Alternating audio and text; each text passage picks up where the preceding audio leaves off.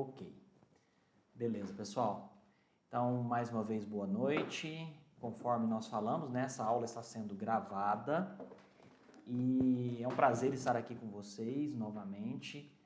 Nós já nos encontramos, né, na aula inaugural e agora todos vocês estão no final da primeira disciplina, que é Fundamentos de Sistema da Informação.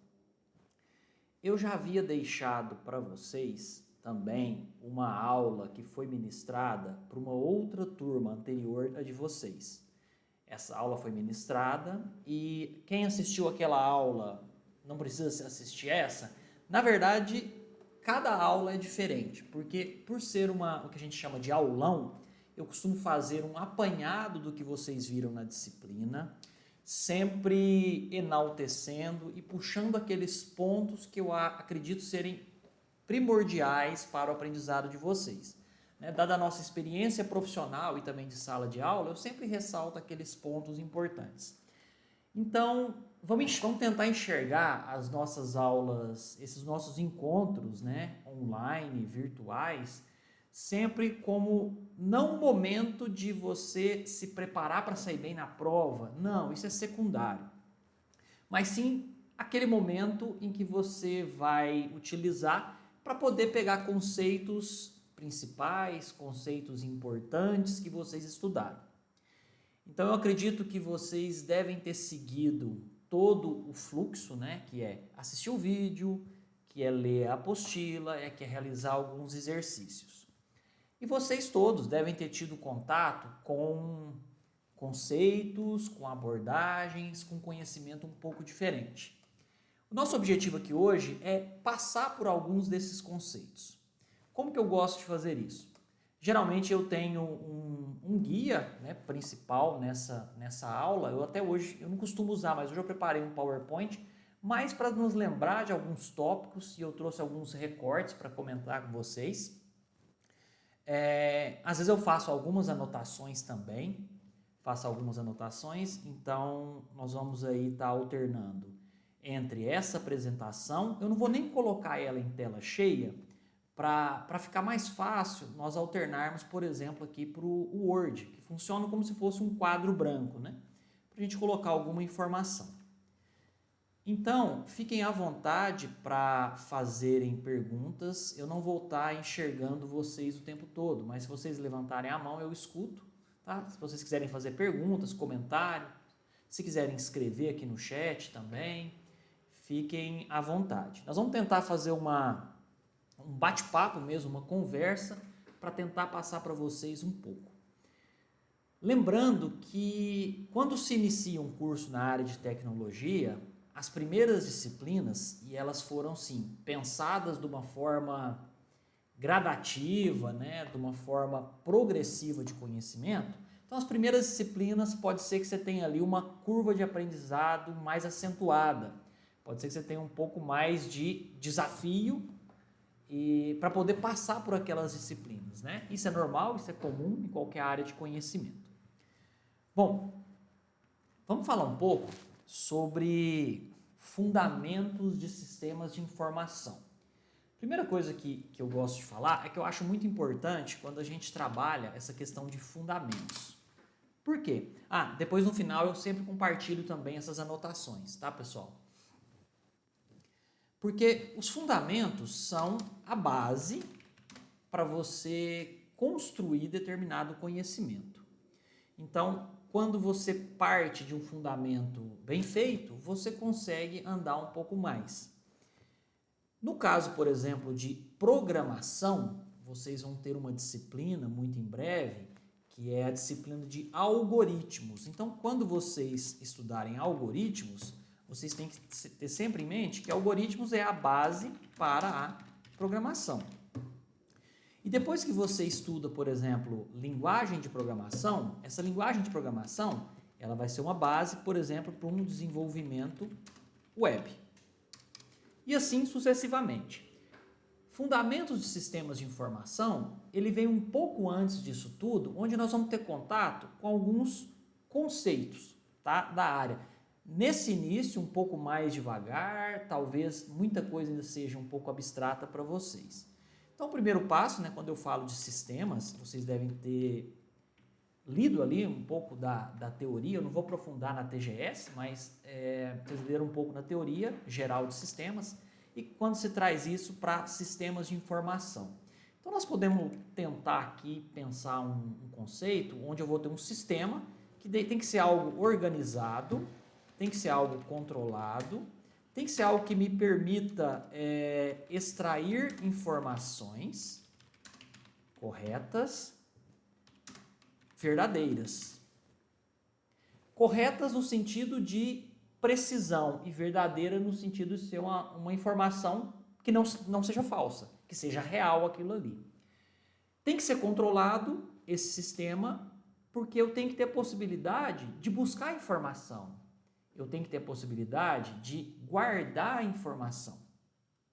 Então, quando a gente fala de um sistema de informação, nós estamos falando justamente disso, de todo esse conjunto de software, de hardware, todo esse sistema que compele para no final você conseguir fazer uso da informação correta no tempo certo para você com isso gerar conhecimento.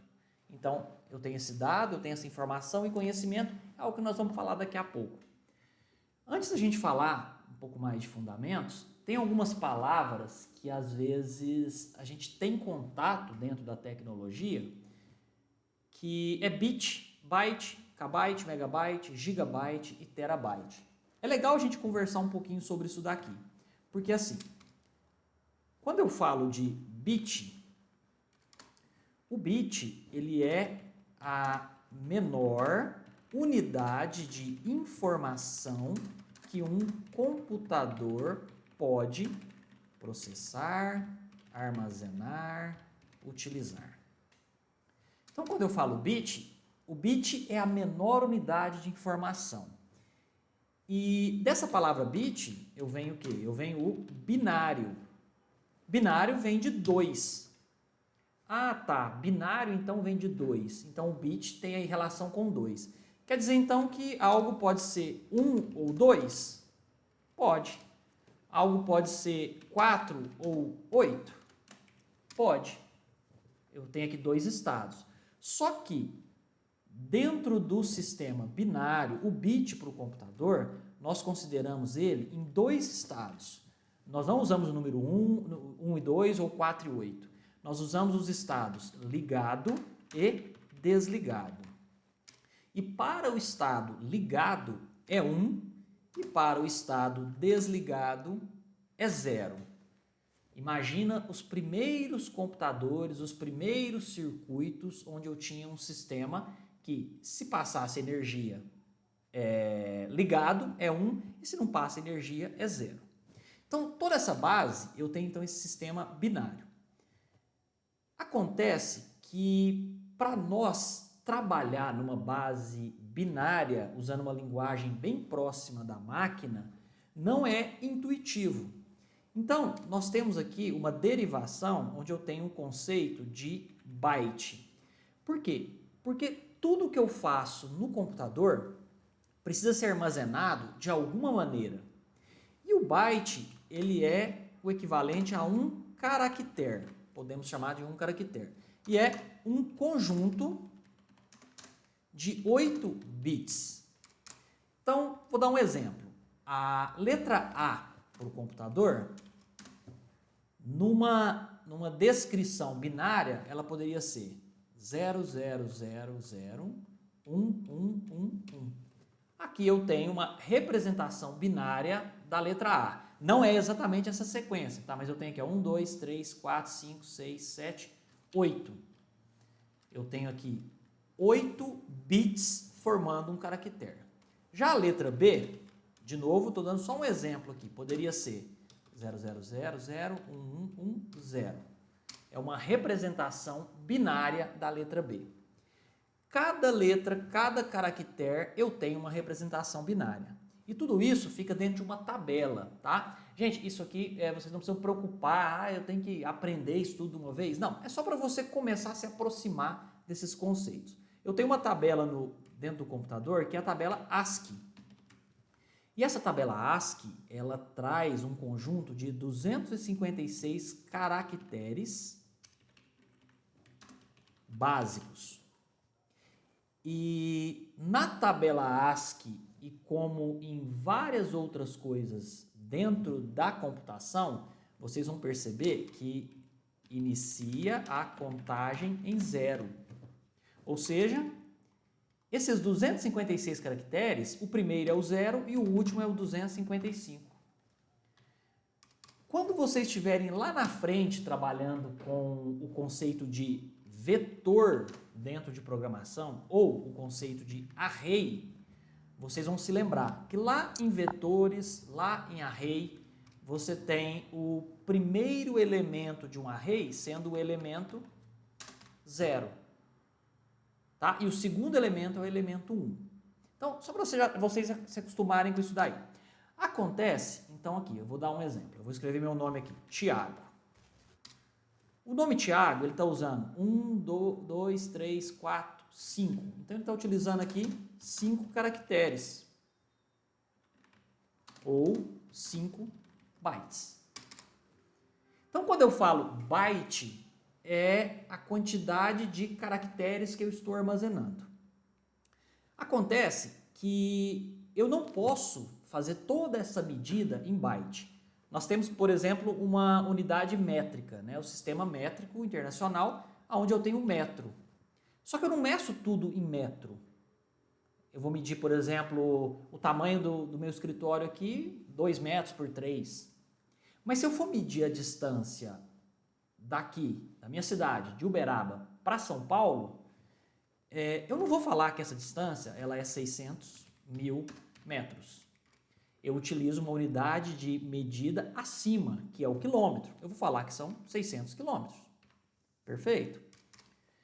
Do mesmo jeito, fazendo uma analogia para isso daqui, eu tenho também algumas unidades de medida que me auxiliam a medir informação do computador, que é o byte, que eu já sei que ele equivale a 1 caractere.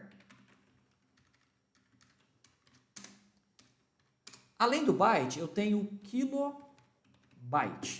O kilobyte, aí que tá. Se eu tenho aqui na matemática, quando a gente está estudando 1 metro, né, ou melhor, 1 quilômetro, 1000 metros, 1 quilômetro é 1000 metros. No caso do byte, 1 kilobyte seria 1000 bytes? Seria, mas não é. É 1024 bytes. Por quê? Porque eu tenho um sistema binário decimal, que eu tenho 2 elevado à 10ª potência. 2, a gente representa a potência, né? Assim, a 10. Eu tenho 1024 bytes. Do mesmo jeito, eu tenho aqui o megabyte. Ele equivale a 1024 kilobytes. Uma abreviação é KB. Eu tenho aqui o gigabyte, que ele equivale a 1024 megabytes. E eu tenho aqui o terabyte, que equivale aqui a 1024 megabytes. Gigabytes.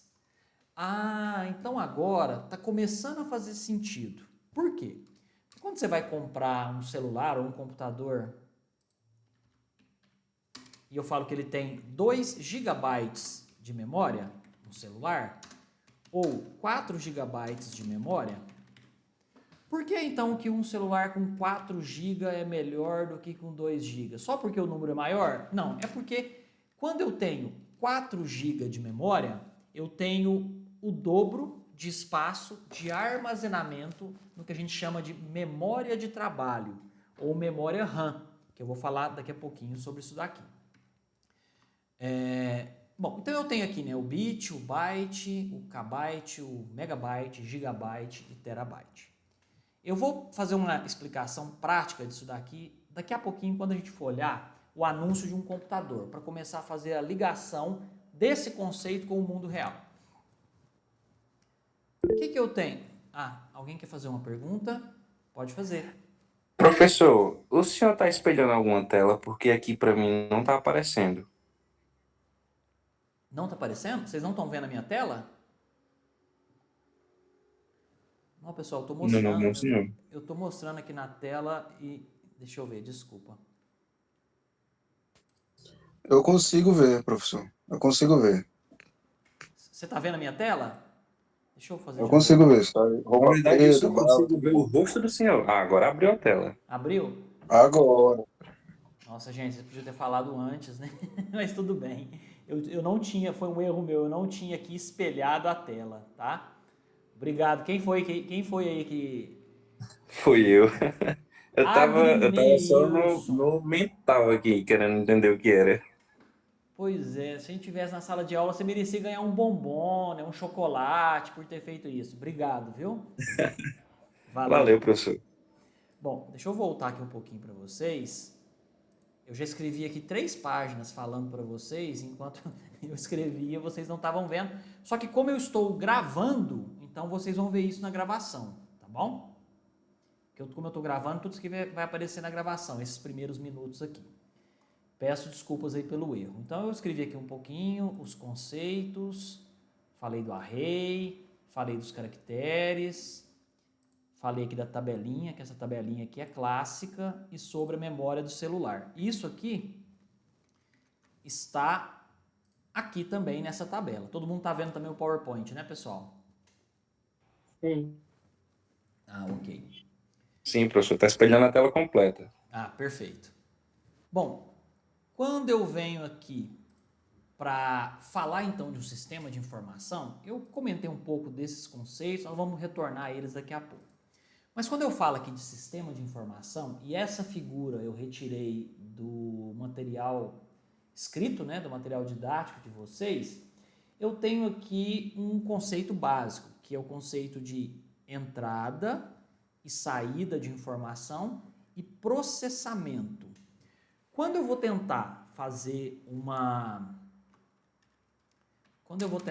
escrever, por exemplo, um código, eu posso fazer um comando aqui, nome, igual input, qual o seu nome. E depois eu posso usar um outro comando chamado print nome. Então aqui eu vou ter uma entrada de informação. Vocês vão ver isso lá em programação. Eu só estou antecipando um pouquinho para poder ficar legal a brincadeira. Eu estou perguntando qual o seu nome. Vai aparecer essa mensagem na tela. O usuário vai escrever e vai dar Enter. E isso vai ser armazenado nessa caixinha que chama nome. Essa caixinha a gente chama de variável. Então eu tenho aqui uma entrada de informação que está aqui. Eu jogo isso para dentro dessa caixinha que se chama nome. Depois eu vou usar um outro comando, que é o comando print nome. Então eu armazenei, eu fiz a entrada, armazenei, posso processar essa informação e eu posso exibir a resposta.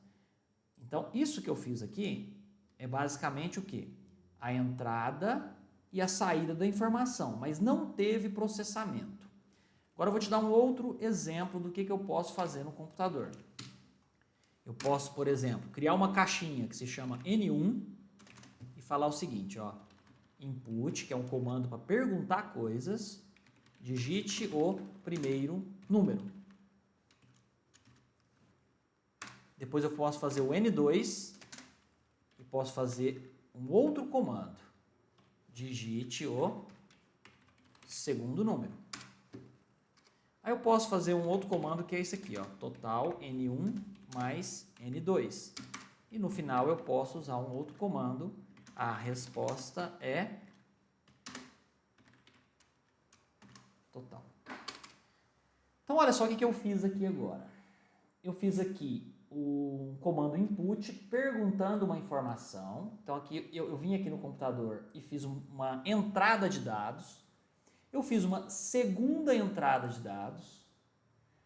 Essa primeira entrada com essa segunda entrada que eu guardei numa caixinha, eu criei agora um processamento. Esse processamento, eu processei total é igual a N1 mais N2 e por último eu exibi a resposta de total. Então o que eu tenho aqui? Eu tenho a entrada, eu tenho o processamento e eu tenho a saída. Pode perguntar, pessoal. Quem levantou a mão? Patrícia. Professor, quando a gente faz o print ali, ou um console.log, a gente está transformando caracteres em 0 e 1 e ele processa e nos mostra. Também não há um processamento ali, ou a gente só chama de processamento quando há, por exemplo, algum cálculo numérico, algum tipo de coisa mais complexa? Não, existe um processamento sim. Só que o que a gente faz? Como eu estou trabalhando com uma linguagem de alto nível, a gente faz uma abstração. Porque, na verdade, quando eu aperto a letra A no teclado, tudo isso está ocorrendo um processamento no nível de máquina, né? De linguagem de máquina, uma linguagem num nível mais baixo, mais próximo do computador. Então, teoricamente, tudo é processamento, se eu for pensar desse jeito, né, Patrícia? E o que a gente faz? Nós fazemos uma abstração só para olhar ali o que nós estamos fazendo, que é aquele algoritmo. Então, ali eu tenho entrada, processamento e saída. Mas o que você falou é correto, porque tudo eu estou processando, né? Quando eu aperto uma letra aqui no teclado, ele faz uma chamada lá para unidade central de processamento, converte aquilo ali e manda um comando para exibir isso na tela. Isso é um processamento sim, tá? Ok? Beleza. Então, eu tenho aqui os elementos básicos de um sistema de informação, onde eu posso processar alguma coisa. Quando eu falo de programação, que eu fico vendo que às vezes algumas pessoas acham que a programação é um bicho de 7 cabeças, mas vocês vão ver que não é. Porque basicamente eu estou dando instruções para o computador fazer alguma coisa. É claro que isso aqui é algo muito básico, muito elementar, mas nós podemos evoluir isso daqui para um algoritmo e para um programa bem mais complexo, tá? Só que tudo se resume a isso, a você dar as instruções corretas, tá? Uma coisa interessante é que quando você está na posição de usuário de alguma coisa, você está usando um site que possui um serviço. O seu limite ali de pensamento como usuário é que existe uma caixinha preta que vai fazer algo que você precisa, mediante uma solicitação sua. Por exemplo, eu entro dentro de uma rede social, escrevo algum texto e dou Enter, eu vou esperar que isso seja processado. Só que nós imaginamos aquilo ali como uma caixinha preta. Quando você passa para o outro lado do balcão e começa a enxergar isso com um ar de programador, ou com a visão de um programador, você percebe, por exemplo, que não seria um input, tá? Input é de uma linguagem de programação Python. Mas esse conceito de entrada de dados está ali naquela caixinha de texto do Instagram, quando você coloca algum texto e manda enviar. Ele recebe aquela informação. Claro que é uma arquitetura cliente-servidor, que eu vou mostrar para vocês daqui a pouco, só que ele leva essa informação, processa e devolve isso também. Então, você entenda que tudo que você interage nessa interface homem-computador, ou interface homem-máquina, né? Pode ser IHM, IHC, existe esse conceito aí do processamento. Então, aos poucos você vai começar a entender o seguinte: se eu estou utilizando um site para fazer uma compra e para comprar alguma coisa, eu entendo que aqueles produtos, o nome deles, o valor deles, a descrição daqueles produtos está armazenado de alguma forma no computador. E isso vai estar armazenado num banco de dados. Quando eu faço aquela interação, eu estou interagindo com esse banco de dados. Tá? Bom, aí eu trouxe aqui, só para a gente comentar, aqui eu peguei isso hoje no site da Dell, um notebook Inspiron 15. Eu vou aumentar um pouquinho mais para vocês verem melhor. Onde eu tenho aqui um notebook Inspiron 15 e ele tem algumas especificações. Eu não peguei os detalhes, peguei só o básico. Eu tenho aqui um processador eu tenho um sistema operacional, placa de vídeo, memória. 16 gigabytes de memória, DDR4. 16 gigabytes de memória. Eu quero dar uma pausa nisso daqui e voltar aqui para as nossas anotações para falar sobre memória. Então, a memória, ela é utilizada para você manter informações. Se você está utilizando, por exemplo, aqui eu estou utilizando o Word. O Word, ele tem esse botão aqui para salvar. Se eu não salvar o arquivo e desligar o computador sem salvar, o que vai acontecer? Quando eu ligar novamente o computador, todas as informações serão perdidas. Hoje, isso já não é mais tão verdade. Por quê? Porque o Word já possui, por questões de usabilidade, um salvamento automático. Eu nem preciso ficar clicando aqui no salvar. Mas, se você fizer uma experiência, por exemplo, no bloco de notas, e eu escrever aqui alguma coisa, e eu fechar esse arquivo sem salvar, eu vou perder essas informações. Existem outros editores, né, além do próprio Word, que me permite que já salva essa informação sem eu precisar ficar clicando no botão salvar, que é o botão, que é, por exemplo, o Notepad++. Ele tem esse recurso. E uma coisa interessante, por que eu uso o nome salvar? Quando, na verdade, o correto seria guardar. Se você utilizar um software padrão português de Portugal, europeu, você vai ver que ele utiliza a palavra guardar.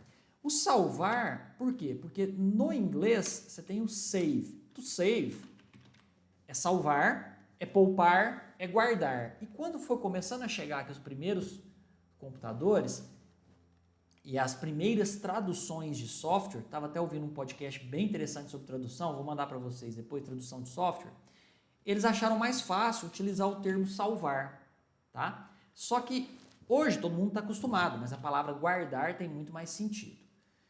Mas deixa eu voltar novamente aqui na questão da memória. Quando eu falo de memória do computador, eu tenho dois tipos de memória. Eu tenho a memória RAM, que é a Random Access Memory, e eu tenho a memória ROM, que é a Read Only Memory. Aqui nesse anúncio, quando eu falo que eu tenho 16 GB de memória, quando você olha para comprar um celular e fala que ele tem 2 GB de memória, que ele tem 4 GB de memória, a qual das duas ele está se referindo? Sempre está se referindo à memória RAM. Por quê? Essa memória aqui é o que eu chamo de memória de trabalho.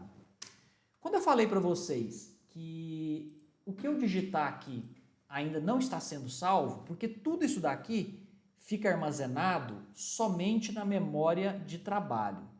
A partir do momento que eu mando salvar esse arquivo, que eu vou gravar esse arquivo no HD, no disco rígido ou no SSD, eu estou guardando isso numa memória permanente. A memória de trabalho, ela tem uma característica. Ela é randômica, ela tem um acesso aleatório, não vou entrar nesse conceito agora, e ela é o que a gente chama de memória volátil. Ou seja, tudo que eu armazeno nessa memória, quando eu desligo o computador, eu tiro a energia, é perdido. É tudo perdido. Então ela é uma memória de trabalho. Ela serve para eu conseguir trabalhar as informações ali, mas eu tenho que gravar. Por isso que quando um computador tem, no caso desse aqui, que ele tem 16 GB de memória, ele tem mais memória de trabalho. Se um computador tem 8 GB de memória, ele tem menos memória de trabalho. Imagina que você tem que fazer um jantar para 100 pessoas. Se você tiver uma panela pequena, você vai ter que fazer 4 vezes aquele jantar. Se você tem uma panela maior, você consegue fazer para todo mundo de uma vez, preparar aquele jantar. Se eu tenho um computador com uma memória de trabalho maior, eu tenho mais espaço para poder rodar aplicativos simultâneos e, consequentemente, o meu computador fica mais rápido. Quando eu falo de armazenamento, armazenamento já é a possibilidade de pegar essa informação e guardar. Então, por exemplo, quando o seu celular... Eu gosto muito de trazer o conceito de celular porque é muito mais fácil hoje, né? Todo mundo utiliza celular, a vida toda todo mundo utiliza celular. E o computador, o uso já não é mais o mesmo de uma geração anterior, quando não existia celular. Mas, para você entender, eu vou guardando as fotos do meu celular. Chega uma hora meu celular pode encher. Você tem ali uma opção de salvar isso no Google Fotos, por exemplo. Você salvar isso no OneDrive lá. Só que você também pode limpar a memória do seu celular. Nesse caso, eu não estou limpando a memória RAM, a memória de trabalho, e sim o armazenamento, digamos, permanente. Quando se trata de computador, esse armazenamento permanente,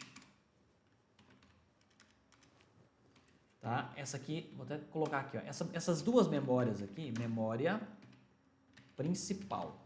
Essa aqui é de acesso, né, que nós falamos de memória de trabalho. E eu tenho essa aqui, memória apenas de leitura. Ela se chama memória de fábrica.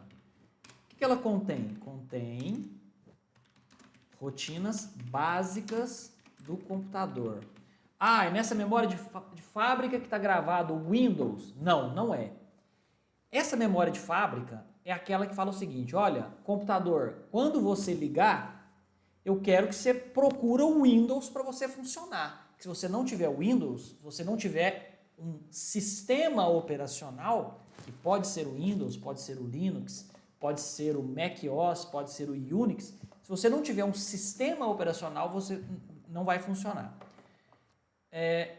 Se você ligar o seu computador, apertar a tecla Del, você vai entrar dentro do setup da máquina. O que a gente chama de setup são as configurações básicas. Aquilo ali está gravado na memória ROM. Tá?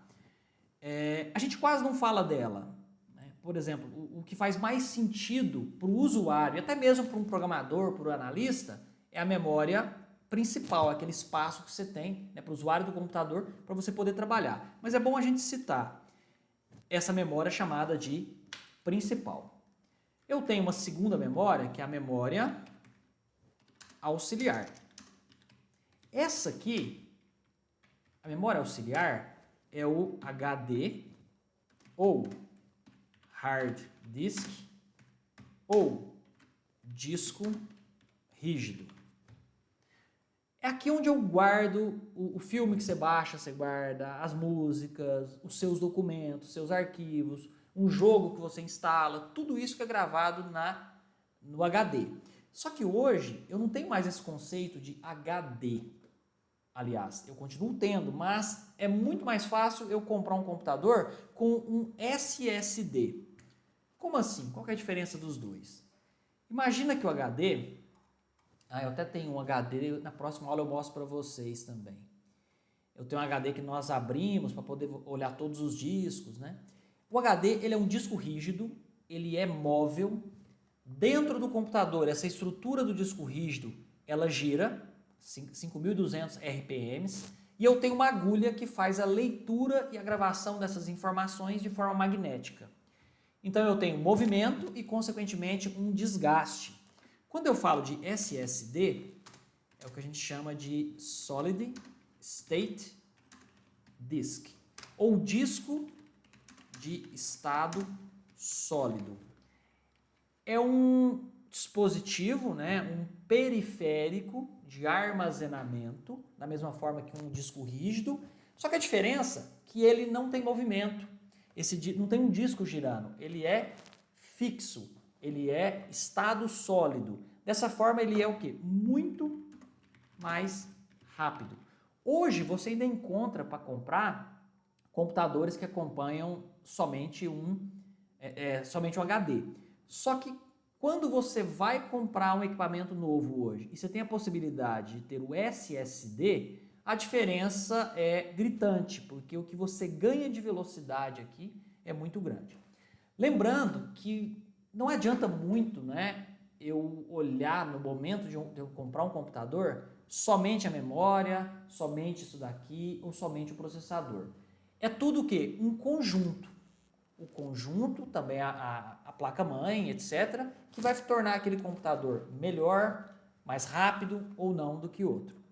E também não dá para a gente pegar todos esses conceitos que compõem aí essa análise de um computador numa aula de 30 minutos. Em alguns minutos não dá.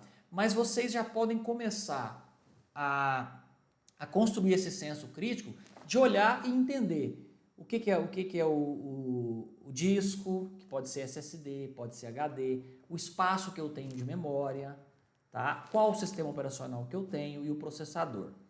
Se a gente tentar de uma forma bem resumida, bem grosseira, tentar sugerir para alguém hoje comprar um notebook ou um computador que vai servir por um bom tempo, eu sugiro ter 16 GB de memória, 512 GB de SSD e pelo menos um i7, tá? Ou seja, uma geração a mais do que essa.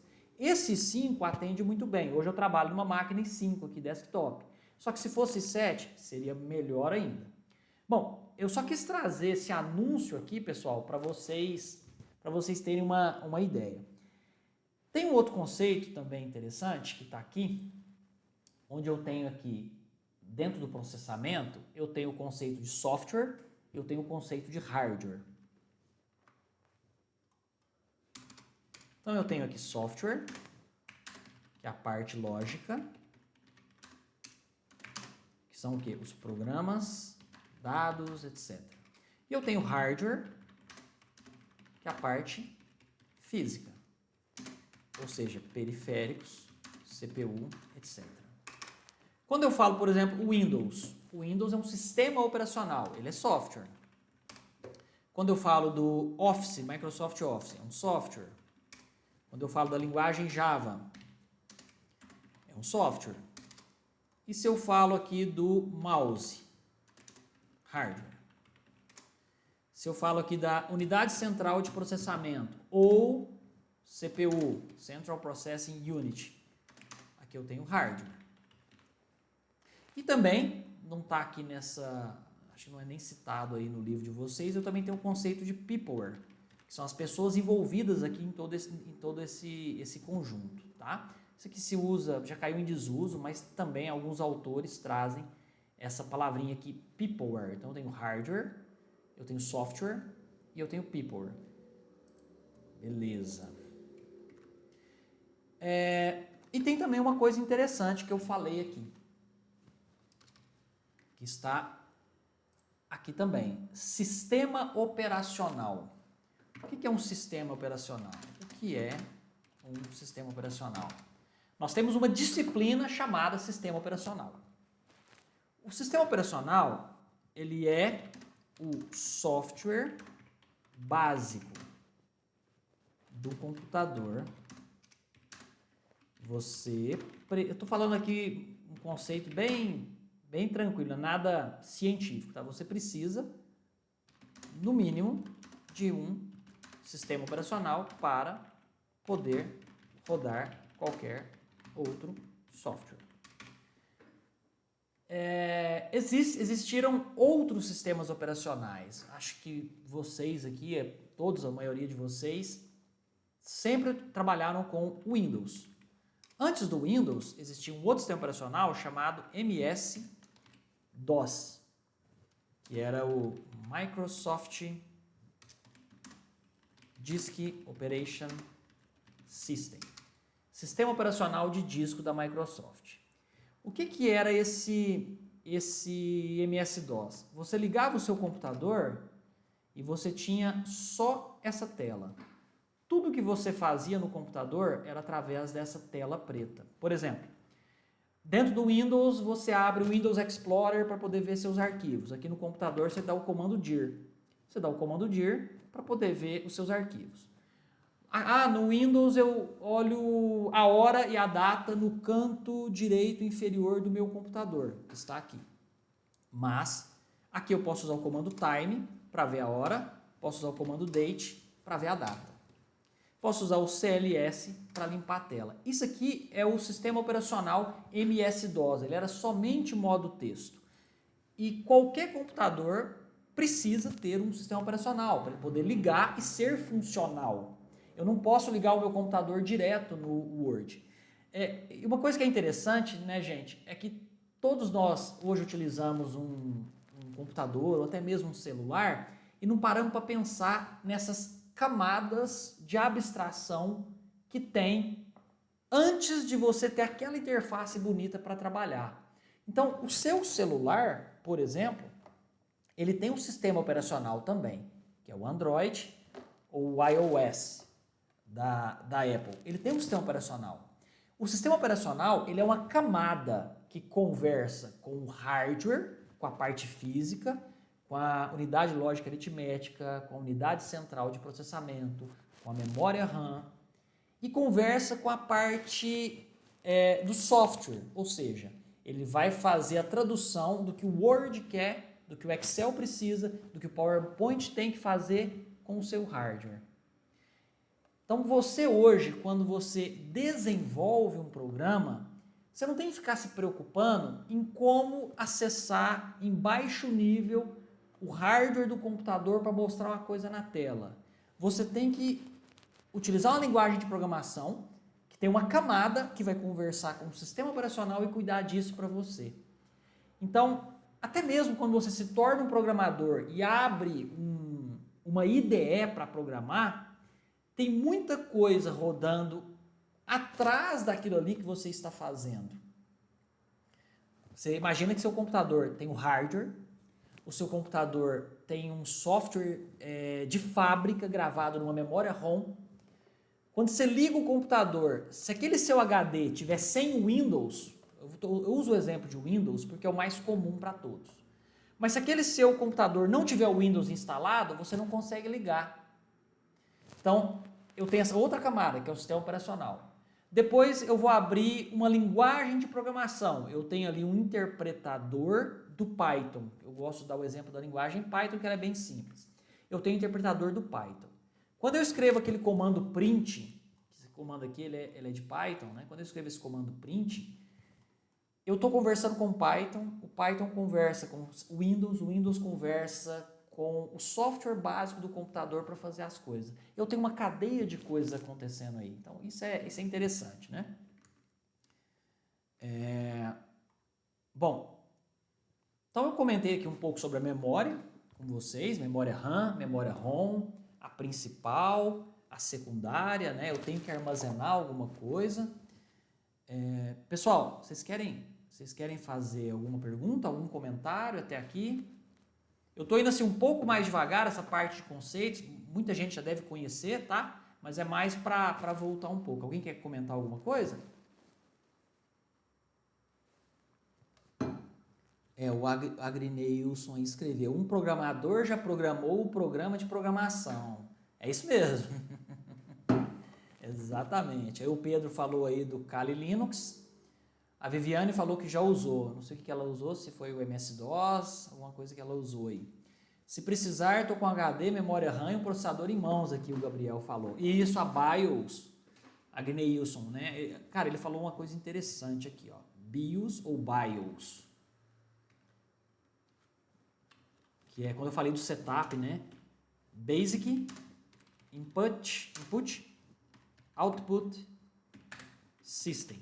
Sistema básico de entrada e saída. É essa camada, né? Que fica aí entre o SO e a máquina. Bem lembrado, bem lembrado. Beleza. Ok. Bom, aí eu vou passar rápido aqui. O que acontece? Nós temos algumas partes da arquitetura do computador. Em alguma disciplina para frente vocês vão ter mais contato com isso. Na disciplina de sistemas operacionais, quando você estuda SO, você tem que entender aquelas partes básicas do computador. Então eu tenho aqui a UCP, ou a CPU, né? Unidade Central de Processamento. Eu tenho aqui a unidade lógica e aritmética, responsável pelos cálculos. Eu tenho o disco rígido e o SSD. Eu só trouxe alguns conceitos aqui. Então, quando eu falo de um processador E 5, o processador, tá? Eu tô assim, sendo bem grosseiro nessa representação, mas só para ficar mais inteligível para vocês. O processador é a CPU, tá? Tem mais coisa envolvida, mas vamos tentar resumir. O processador é a CPU. Unidade lógica aritmética também já é integrada na CPU, mas quando você estuda arquitetura, você sempre fala da ULA, tá? E aí depois você estuda os barramentos, as interfaces, etc. Bom, isso aqui é uma parte muito, muito bacana também, que vocês devem ter tido contato aí nas leituras, que é quando a gente fala de banco de dados. O banco de dados, ele é um software, tá? É um SGDB, ou Sistema Gerenciador de Banco de Dados. O sistema gerenciador de banco de dados é um conceito que, assim, como que eu posso organizar as informações? E a maneira mais fácil da gente pensar isso não é num texto do Word, não é numa foto, não é num filme. A maneira mais fácil da gente pensar num banco de dados é você imaginar que você tem uma empresa e na sua empresa você tem que guardar informações de clientes. Eu tenho que guardar informações de clientes. Então os clientes vão lá na minha empresa comprar coisas. Então eu tenho que guardar alguns dados deles. O nome do cliente, o endereço do cliente, o telefone do cliente e o CPF, para ver se o sujeito tem um nome bom. Ah lá, o CPF, perfeito. Eu tenho então aqui uma unidade, né, de informação chamada clientes. Para os clientes, eu tenho que guardar, tem N outras informações, mas eu tenho que guardar nome, endereço, telefone e CPF. Só isso aqui é suficiente para mim, beleza. Só que a minha empresa, além de clientes, uma loja de roupas, eu tenho ali produtos. Eu tenho produtos. Então, se o cliente me pergunta quanto custa essa camiseta do Capitão América, eu tenho que ir lá na minha tabela de preço, não é isso? Olhar ali a descrição daquele produto e o preço dela. Vou ser bem resumido aqui também. O produto tem que ter um nome ou descrição, pode ter um modelo, sei lá. Eu tenho que ter aqui um preço de custo, eu tenho que ter um preço de venda. Então aqui eu tenho outra entidade que se chama produtos. Tá? Isso aqui, um programador, um analista, quando ele começa a trabalhar, começa a entender, a pensar como um analista de sistemas, quando ele vai conversar com alguém, o que você precisa que seja desenvolvido, né? Eu quero uma mudança nesse sistema, eu quero que você constrói para mim uma tela que faz isso. Quando você começa com essa visão de analista, você já começa a pensar nas partes do desenvolvimento.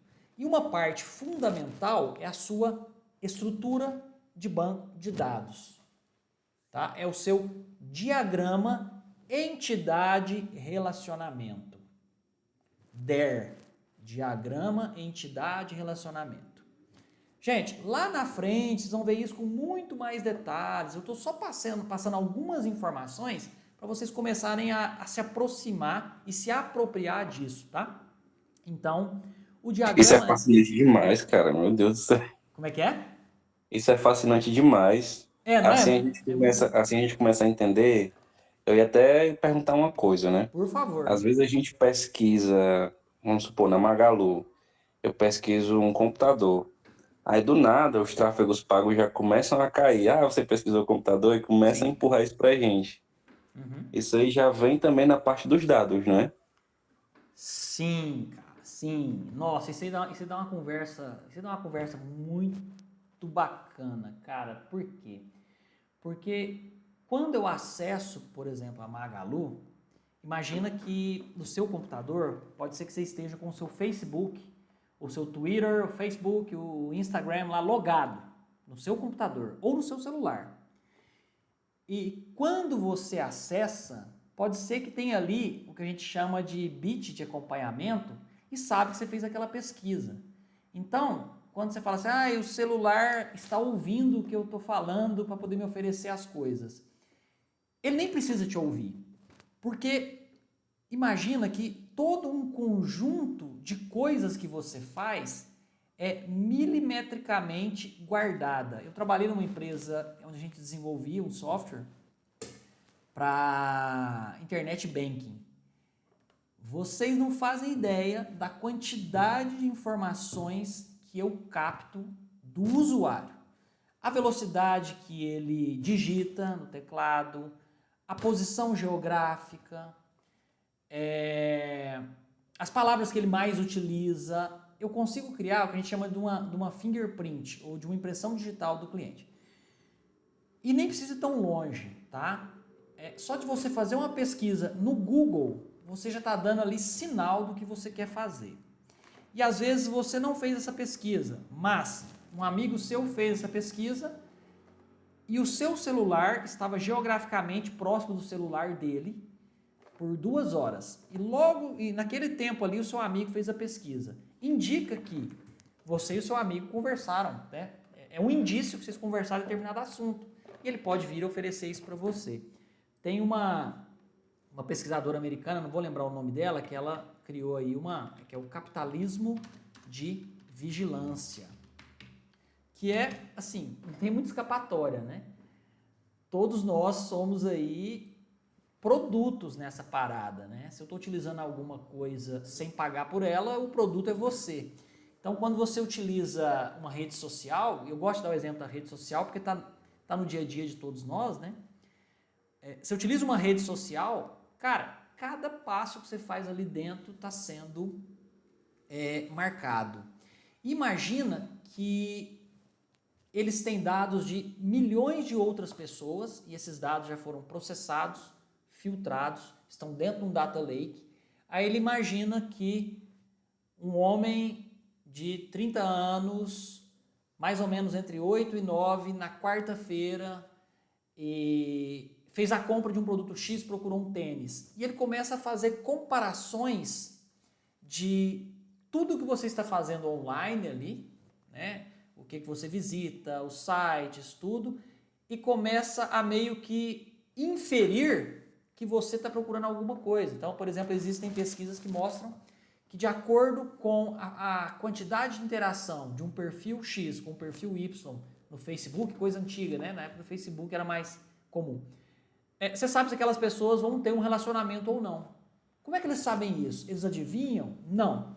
Com base em históricos, né? Então, esse exemplo que você trouxe, que já fica pipocando as coisas te oferecendo um computador ou um tênis para você comprar, isso é a ponta do iceberg.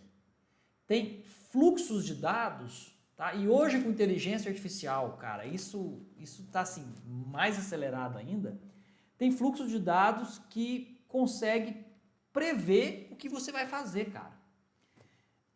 Quando teve aquele escândalo na última eleição dos Estados Unidos, que eles estavam utilizando, uma empresa utilizou uma estratégia dentro do Facebook norte-americano para levar as pessoas a votarem em determinado candidato.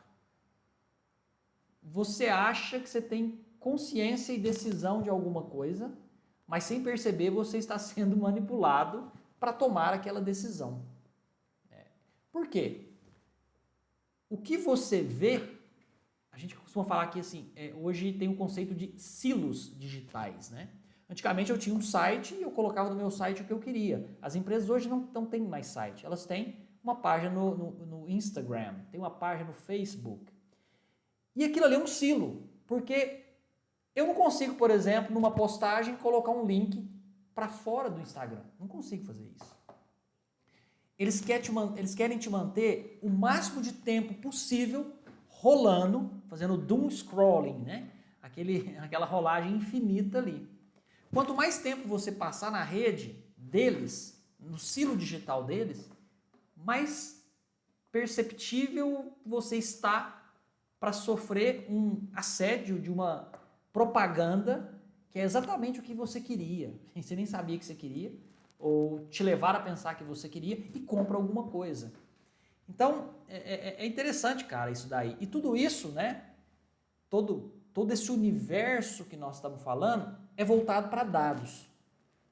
Em maior em menor, ou em menor escala, eu tenho isso daí, um sistema gerenciador de banco de dados. Eu tenho um Data Lake, deixa eu até escrever aqui, Data Lake. Teve uma disciplina que eu cursei no doutorado, que é justamente a cultura virtual, né? A cultura virtual e a subjetividade. E essa questão da cultura virtual e da subjetividade, do que é real, do que é virtual. Você passa, às vezes, tanto tempo numa rede social, mas aquilo ali não é real. Aquilo é só virtual. Aquilo ali são palavras escritas e fotos, né, numa imagem. Num podcast que eu estava ouvindo recentemente, falando sobre a história da internet, da informática, eu vou depois recomendar para vocês, chama Primeiro Contato, o nome do podcast, acho que é isso mesmo, Primeiro Contato, já tem 2 temporadas. O pessoal falando que no início da internet, ou antes da internet chegar no Brasil, existiam as BBS, né, que é a Bulletin Board System. Nessa época, o pessoal conversava, fazia amizade pela BBS, mas tinha o hábito de fazer os encontros reais. E é algo que não existe mais, porque as gerações mais recentes já entendem que eu não preciso mais do contato físico, do mundo real. Eu não preciso fazer um encontro numa pizzaria com 30 pessoas que eu conheci online. Para mim, o online é suficiente. Eu trabalhava presencial, hoje eu trabalho remoto. Terão gerações, ou já tem gerações, que vão ter o primeiro trabalho remoto, é a vida inteira para eles é só trabalho remoto. Eles não conseguem entender mais que o trabalho presencial é para eles, funciona. Né? Do mesmo jeito que hoje, essas gerações que utilizam essas redes sociais atuais, não sentem mais tanto essa necessidade do contato físico. É bacana, cara, porque quando você estuda tecnologia, e eu estudei tecnologia no meu doutorado, eu estudei gamification, mas dentro de uma universidade, do programa de educação e ciências sociais. E é interessante que toda essa tecnologia que nos permeia, você tem aí um impacto disso nas relações humanas, né? Nas relações de trabalho hoje. Não estou dizendo que eu quero voltar presencial, não, que eu nunca mais quero trabalhar presencial, só quero trabalhar em casa. Mas é uma transformação, né, que nós estamos vivendo. Você quer comentar mais alguma coisa? Alguém quer falar mais alguma coisa, pessoal? A Patrícia vai sair, depois, ela falou que vai sair É depois. só uma experiência que eu tive de acordo com o que o senhor falou. Teve uma vez que eu estava no Instagram e apareceu um anúncio de um produto que eu queria. Inclusive, era um Alexa que eu acabei comprando aqui. Aí o que acontece? Por desfoque aqui, desfoque não, né? Acabou que eu voltei a atenção para alguma coisa dentro de casa e eu perdi aquele anúncio. Aí eu, não, vou rolar até aparecer de novo. Aí apareceu. Aí eu peguei e fiz a compra. Ainda me veio com uma promoção de lâmpada. Eu comecei a fazer automação na casa. Que legal, cara, que bacana. Muito bom. Nossa, eu lembrei de uma história agora interessante, né? A minha mãe, essa semana passada, ela falou, filho, eu quero comprar uma Alexa. Né? Gente, só para comentar antes, que a Patrícia achou, é a Shoshana Zuboff, é esse nome mesmo, que é o capitalismo de vigilância, Surveillance Capitalism. Aí a minha mãe falou que queria comprar uma Alexa, né? Eu falei, não, mãe, para que você quer uma Alexa? Não, eu quero uma Alexa para rezar comigo. Eu achei interessante, né? Ela utilizar a Alexa para rezar com ela. E tá usando, e tá gostando. Porque você instala hoje ali um módulo para você poder rezar com a Alexa. Cenário do trabalho remoto parece que está mudando, infelizmente. Concordo, Gabriel. Concordo. Tem uma galera querendo voltar para o presencial. Não sei para quê também. Gente, mas assim, um assunto vai puxando o outro, né? É muito legal essa parte da tecnologia e eu gosto desse aulão aqui, que é algo muito, muito aberto mesmo. Justamente para a gente, um assunto puxar o outro e ir construindo esse conhecimento juntos, tá? Lembrando que a primeira parte também que eu gravei que vocês perderam, quando vocês assistirem, vocês podem acompanhar. Deixa eu voltar aqui. Então, o banco de dados é isso, né? Eu não quero detalhar muito a parte do banco de dados, mas é isso. Eu tenho aqui clientes, eu tenho produtos, eu tenho aqui uma entidade, outra entidade. Isso aqui eu chamo de tabela, isso aqui são campos. Eu guardo essa informação organizada, eu posso acessar essa informação organizada. Eu não vou detalhar mais não, para não ficar confuso. Mas, além disso, eu tenho também o conceito de redes de computadores. O conceito de redes é um pouco mais próximo de nós, porque hoje nós temos a própria internet, que é uma rede de redes, né? Eu coloquei só aqui, isso aqui é até de uma outra disciplina, de uma outra apresentação, eu coloquei aqui só de curiosidade, né? Essa que eu só vou ler para vocês. Até a década de 90, a internet era utilizada pesquisador, troca de arquivo, correio eletrônico. E então, na década passada, está desatualizado isso aqui, veio a World Wide Web. Só que por trás dessa rede, eu tenho o conceito do HTTP. Eu não vou detalhar o HTTP, mas assim, deixa eu até escrever aqui, por exemplo. https://google.com.br. O que pouca gente sabe é que, na verdade, esse endereço ele não está certo. Não está completamente certo. Eu tenho aqui no final um ponto. Esse ponto existe, tá? Porque esse ponto que está ali no final é a raiz. É a raiz da internet. Depois desse ponto, eu tenho o quê? Eu tenho o identificador do país. Depois eu tenho o COM, que é o tipo da página. Embora isso já tenha perdido um pouco esse sentido, mas eu tinha aí militar, comercial, educacional, org, gov, etc. Depois eu tenho o que é chamado de domínio. No caso, Google. Depois eu tenho o www, que significa World Wide Web, que é a rede de acesso mundial. Só que tudo isso daqui, para eu conseguir acessar essa página, eu tenho que utilizar um protocolo. Protocolo é um acordo de comunicação. É assim, como que uma rede ou um computador vai conversar com o outro? De que forma um vai conversar com o outro? Vai conversar através do protocolo UDP? Vai conversar através do TCP/IP? Vai conversar através do IPX/SPX, que nem usa mais? Vai conversar através de um protocolo das redes Novell, das redes Lantastic? Ou vai conversar com o protocolo HTTPS, que é o protocolo da internet, que é da parte www da internet, que é Hypertext Protocol. Hypertext Transfer Protocol. Protocolo de transferência de hipertexto, né? Que é o HTML ali das páginas. E eu tenho esse S aqui que é de segurança, de security.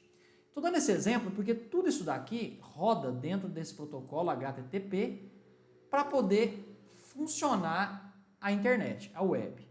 E aí, o que acontece? Olha só, sendo bem resumido aqui, a gente falou de sistemas operacionais, que vocês vão depois aprofundar na disciplina de SO. Falei um pouquinho de banco de dados, vocês vão aprofundar na disciplina de banco de dados. Estou falando um pouquinho de web, quando vocês forem ver desenvolvimento web, vocês vão falar aqui de protocolos, etc. Mas eu tenho aqui uma página constituída de objetos. O objeto é um arquivo, como HTML, imagem, né, JPG, um applet, etc. O pedido da página é realizado por uma URL, Uniform Resource Locator. Eu tenho aqui uma URL. Beleza. Então, o que é isso? Quando eu acesso alguma coisa, eu estou usando o Google Chrome, eu estou usando o Firefox, o Edge, eu faço um pedido aqui para um servidor. Esse servidor é um computador ligado o tempo todo na rede e ele tem ali um software construído para servir uma página web, por isso que a gente chama de servidor web O mais famoso é o Apache. O nome do servidor é Apache. Está lá no Linux que você faz lá apt-get install httpd, apt-get install Apache. Você instala o servidor Apache. Você faz um pedido e tem um retorno. Tudo isso aqui roda dentro de uma rede. E quando eu falo de redes, vocês tiveram um contato aí, né? Eu tenho isso em dados, eu tenho isso em banco de dados, eu tenho isso em redes, que é o conceito de dados, que é uma informação solta. Eu tenho a informação, que é quando eu pego aquele dado e ele tem um sentido. E eu uso isso para construir conhecimento, para construir inteligência. Tanto é que eu já tenho, né, existe, né, uma linha de estudo que é a Business Intelligence, a inteligência de negócio, ou BI. Um software muito famoso da Microsoft, que é o Power BI. Que é o que o Power BI, o que o BI faz? Ele pega tudo quanto é fontes de dados, o seu banco de dados, o log, né, o registro de visitas no site, cruza essas informações e te passa alguma coisa que você pode usar para tomar decisão. Trabalhar com Power BI hoje é uma das coisas, por exemplo, que um cientista de dados faz, que um engenheiro de dados faz. Eu posso... Mas assim, o que isso gera no final? Imagina que você, utilizando de forma corretamente os dados, que muitas vezes a empresa já tem, você pode traçar perfil de compra, horário e produto que mais sai naquele horário. Entre meio-dia e 1h eu vendo muito picolé, que após o almoço a pessoa quer um doce. Só que eu não posso deixar faltar o picolé de chocolate, que é o que mais vende. Eu não tenho mais picolé de chocolate ali no meu caixa, no meu checkout da padaria, então as vendas de picolé diminuíram. Coisa simples que o BI, tá? Estou num exemplo bem bobo, que o BI pode te fornecer. Até coisas muito mais complexas, né, em toda essa ciência de dados, que foi o rolê que nós discutimos agora há pouco, de você acessar uma página, né, e ele te oferecer alguma coisa para comprar. Então tudo isso aí eu consigo, com dados organizados, gerar conhecimento, gerar uma informação para tomada de decisão. Tudo isso que a gente faz, pessoal, tem um objetivo, que é colocar mais dinheiro no bolso do dono da empresa, sempre. Sempre. E assim, eu costumo falar que muita gente hoje talvez não está entendendo o poder que é esse momento que nós estamos vivendo na história da inteligência artificial. Até colegas mesmo da área de TI acham que é só uma bobagem para você conversar. Não. A inteligência artificial hoje consegue te economizar muito tempo. Eu utilizo o ChatGPT no meu trabalho. Cheguei a utilizar a versão paga dele muito tempo. Porque eu tinha tanta coisa para resolver ali que eu brincava, né? Que o ChatGPT, que me custava R$100 por mês, era aquele meu estagiário. Porque as coisas repetitivas que eu precisava fazer, eu jogava para ele poder me ajudar a fazer. Eu peguei o primeiro livro que eu publiquei lá na Amazon, eu depois quis traduzi-lo para outro idioma. Você traduz usando uma inteligência artificial. Depois você tem que revisar para ver se está fazendo sentido aquilo ali. Só que hoje, o nível que está dessa tradução, que assim, é praticamente o que um tradutor profissional que você paga faz. Está num nível assim, muito alto de qualidade. Não fica aquele texto robotizado, igual as primeiras traduções que a gente fazia, né, do inglês para português ou vice-versa. Então, esse momento que a gente vive do uso da inteligência artificial é algo que todos nós podemos explorar para poder facilitar o nosso trabalho, em qualquer área, não só tecnologia específica, né?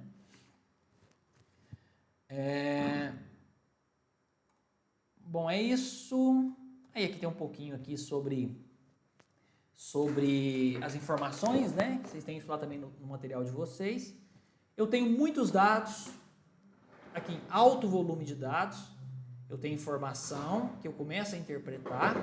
Eu tenho conhecimento, que são inferências produzidas pelas informações, e a inteligência. Aqui eu tenho alto volume, é que eu tenho baixo volume. Quanto mais refinado é aquele dado, né, nesse caminho que ele tem para se transformar em conhecimento, inteligência, eu tenho mais valor, certo? E outra coisa que eu trouxe lá, só um diagrama de sistema de informação, que eu gosto muito disso daqui, que é tão legal quando você começa a entender no seu trabalho os níveis que eu tenho. Isso aqui não é só específico de tecnologia, mas qualquer empresa eu tenho essas áreas, né, geralmente bem separadas, onde eu tenho o operacional, digamos, o chão de fábrica, eu tenho ali o operacional, eu tenho o tático ele está intermediário com a alta gestão, né, com a alta direção da empresa, com o CEO, com o presidente, e com o operacional. Eu tenho ali a média gerência, que a gente chama. E eu tenho o estratégico. Então, o operacional, ele sabe em detalhes o que precisa ser feito aqui. O tático, ele conduz esse trabalho com base nas diretrizes do estratégico. E o estratégico, ele tem um nível de abstração maior para poder tomar ali a decisão, né, e descer isso daqui. Aí eu tenho sistemas estratégicos, sistemas gerenciais, sistemas transacionais, tá? O que eu quero falar para vocês é isso que eu tinha notado, está até repetido aqui o outro. A computação cliente-servidor, é uma coisa interessante, né? Que eu tenho o quê? Eu tenho de um lado uma máquina cliente, que ela é utilizada para servir para mim alguma coisa. Eu tenho, por exemplo, um servidor de impressão, eu tenho um servidor de banco de dados, eu tenho um servidor web, eu tenho um servidor DNS, eu tenho qualquer outro serviço, né, que eu queira, um servidor FTP que eu queira prover para a minha rede. E de um lado eu tenho a máquina cliente. Quando você pega o seu celular ou o seu computador e acessa a Amazon, você está numa máquina cliente e está acessando um servidor. Se você desenvolve um site e precisa colocar isso na internet, você vai pegar esse site e vai colocar isso aonde? Em um servidor, tá? Então, quando vocês forem trabalhar com a parte de desenvolvimento web, eu quis trazer isso aqui só para jogar essa informação para vocês. E os tipos de software, segurança... Ah, tá. Isso aqui era a última coisa que eu queria mostrar. Nós já falamos basicamente de tudo isso, né? Que é a questão do software, que ele processa a solicitação, recupera a informação do banco de dados. Está lá o link com o banco de dados que nós falamos. Eu tenho servidores onde isso aqui é armazenado. Eu tenho o meu usuário, que através de uma interface, que pode ser web, pode ser um programa Windows, pode ser na linha de comando do Linux, faz uma solicitação. E tudo isso está envolto o quê? Numa rede, né? Numa rede. E acho que é isso aqui, pessoal. Deixa eu só ver aqui o do... acho que basicamente era isso que eu queria conversar com vocês, né? Igual eu comentei no início, né? O objetivo é eu trazer alguns desses conceitos para a gente poder começar a se apropriar mais desses conceitos de tecnologia, trazer isso para vocês, fazer aí um mix com a disciplina e com o dia a dia de vocês. Essa, como é a primeira disciplina, né, eu entendo que às vezes tem muita coisa que está abstrata ainda para todos vocês, mas é o começo, né? Vocês terão agora outras disciplinas um pouco mais aplicadas, outras menos. Tem um colega aí já compartilhando um link aí de chat, né, de WhatsApp. E o que eu quero passar para vocês então é isso, né? Não fiquem também só no conteúdo que vocês vão ter nas aulas ali, nos vídeos. Eu acho muito importante vocês procurarem coisas extras.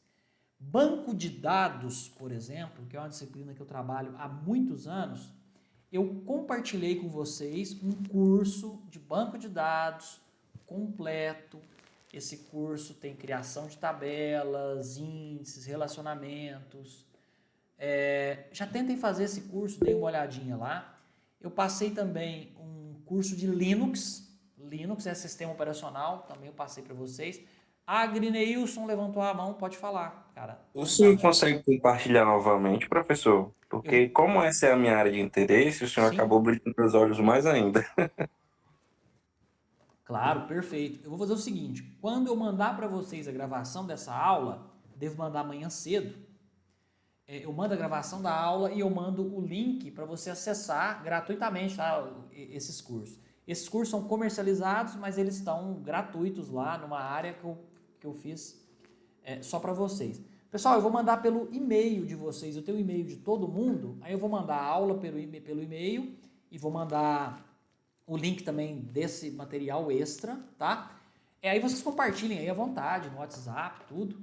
E eu pedi também para o George, que é o nosso coordenador pedagógico, a colocar em todas as disciplinas que eu ministro, nessa e em outras disciplinas, a aba Aprenda Mais. Aí eu peguei palestra minha, peguei um podcast que eu participei, de cada disciplina, e vai estar na aba Aprenda Mais, só que ele não fez isso ainda. Amanhã eu vou até perguntar para ele quando que ele vai conseguir fazer, tá bom? Bom, pessoal, acho que era isso que eu queria passar para vocês hoje. Eu sugiro aí, quem tiver oportunidade, assista, escute mais uma vez, assista mais uma vez, né? O Rob Starp aí falou que pegou um pouco da aula por causa do serviço. Fica tranquilo, tá tudo gravado, eu faço questão de gravar, viu, Rob? Questão de gravar para vocês assistirem depois com calma. E nós vamos ter outras oportunidades. Está previsto para o dia 10 de junho uma semana de TI, tá? Está previsto, eu acho que vai dar certo, eu já tenho 3 palestrantes para falar com vocês um pouco do dia a dia. Tem um cara de infraestrutura, tem um cara de inteligência artificial e tem um analista que vai vir bater um papo, conversar com vocês. Acho que vai ser um papo bem bacana. Tá bom? Gente, é isso. Muito obrigado. Bom descanso a todos. Eu estou à disposição e eu mando para vocês todo o material, vocês divulguem à vontade, tá bom? Valeu, gente. Agradeço demais. 40 Valeu, professor, muito obrigado pela aula, viu? Eu que agradeço, pessoal. Estamos à disposição, tá bom? Uma boa semana para o senhor. Para vocês também. Até mais, pessoal. Tchau, tchau. Valeu, professor. Obrigado por tudo.